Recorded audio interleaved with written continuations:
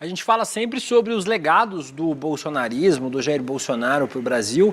Essa de ter dado ultrapoderes ao Congresso, o Bolsonaro desistiu de governar, né? Entregou para o Congresso o orçamento para fazer o que quiser. É um dos mais perversos, né, Demolha? Cara, isso é uma coisa que a gente vem analisando, né, desde o governo Bolsonaro, e a gente já imaginava que fosse qual fosse o governo, isso não teria volta. É uma questão, o Lindbergh bateu muito bem nisso ontem. Na semana passada, a Gleisi Hoffmann também falou sobre isso, né, nas redes sociais dela. Essa semana acho que foi, na verdade, né.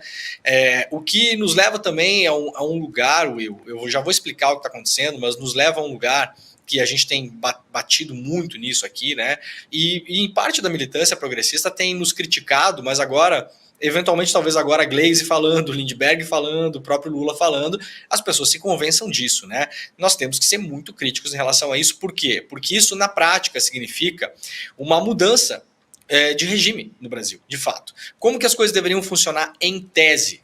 Você tem um orçamento anual que está na mão do executivo, ou seja, do projeto que saiu vencedor das eleições. Seja a eleição do Bolsonaro, seja a eleição do Lula, não interessa. A população foi lá, votou, elegeu um presidente, aquele presidente tem um projeto. Então as pessoas votaram num projeto. Sabemos que as pessoas votam muito mais por motivos emocionais do que racionais, não necessariamente num projeto, as pessoas não leem projetos de governo, mas as pessoas têm uma base ali, uma ideia. Quando elas elegem o Lula, elas esperam que o governo caminhe numa certa direção. Para isso, para que o governo tenha poder, o governo precisa ter orçamento. Qual o problema do orçamento no Brasil? A imensa maioria do orçamento, assim, ó, para mais de 85% do orçamento do Executivo Federal, ele é um orçamento que o dinheiro já está carimbado, porque ele é usado para pagar dívida, letra do Tesouro, já tem várias coisas que estão dentro da Constituição e de várias leis que foram sendo criadas ao longo dos anos que o governo é obrigado a investir aquela grana em determinadas áreas. Portanto, o orçamento que o projeto político que saiu da urna tem para colocar em prática o seu projeto político, ou seja, vamos aqui criar uma poupança para estudantes do ensino fundamental e médio, como foi criado agora nos últimos dias, né? Esse dinheiro que você tem para usar, ele é mínimo. A participação do orçamento, para isso que você tem de margem ali, é mínimo, gente, que eu estou falando assim, é 5% do orçamento, 4%. 3,5%. Então, assim, é quase nada que o governo eleito tem de dinheiro para colocar na rua para cumprir o que prometeu na eleição. A gente está falando aqui da normalidade democrática. O que é que a Câmara tem feito, e o Senado, desde os anos do governo Bolsonaro? O Bolsonaro não tinha capital político em determinado momento, principalmente durante a pandemia, para se manter no poder. Corria algum risco ali de tomar um impeachment. Isso nunca chegou a ser uma realidade, mas era uma sombra, né, que pairava ali no governo Bolsonaro. O que é que o governo Bolsonaro fez? O tal do orçamento secreto. Permitiu que, na prática, ele permite que o Congresso pegue dinheiro do orçamento do Executivo. Como isso é feito, para as pessoas lembrarem, o orçamento secreto, como ele era feito, e hoje continua acontecendo com outras medidas. O deputado, ele tem as suas emendas no ano lá, que são emendas constitucionais, legais, né? Estão dentro da lei. Então tem lá as emendas, o deputado vai lá para a sua base e fala, eu tenho esse ano aqui, eu tenho 4,5 milhões de emendas, que é um dinheiro que está na minha mão como deputado, e eu decido onde eu vou lançar esse dinheiro. Então eu vou lançar lá no município de São Miguel do Oeste, lá na minha cidade natal. Beleza, para quê? Para a construção de um ginásio de esportes. Quanto custa?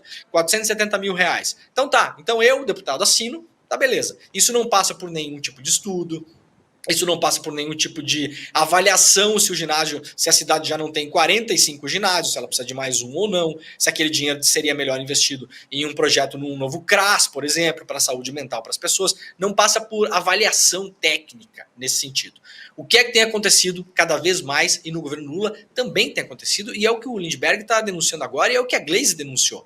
Cada vez mais dinheiro do executivo está sendo colocado na mão dos parlamentares. Os parlamentares, eles vão lá, como acontecia no orçamento secreto, eles iam lá no Ministério do Desenvolvimento Regional, iam lá no Ministério da Infraestrutura e falavam para o ministro, ministro, sabe esses 46 milhões que o senhor tem aqui nesse lugar aqui? Então, quem decide agora sou eu. Eu, Lira, com os líderes de bancada, com os líderes partidários, eu vou decidir como você vai gastar isso. Isso é ruim por quê? coloca isso só na conta política, porque esse dinheiro vai para as bases eleitorais para gerar voto na próxima eleição, e ele tira as análises técnicas de cima disso. Ou seja, quando está no Ministério do Esporte, o Ministério do Esporte ele vai lá e vai falar: nós precisamos construir ginásios de esporte nessa e nessa região. Nessas aqui não precisa mais. Aqui, nos Jardins, não precisa construir um ginásio de esportes. Ali tem clubes privados, as pessoas têm acesso, têm dinheiro para pagar, etc. e tal. Quando vai para a mão dos congressistas, essas análises, Will e Vivian, elas vão pro espaço.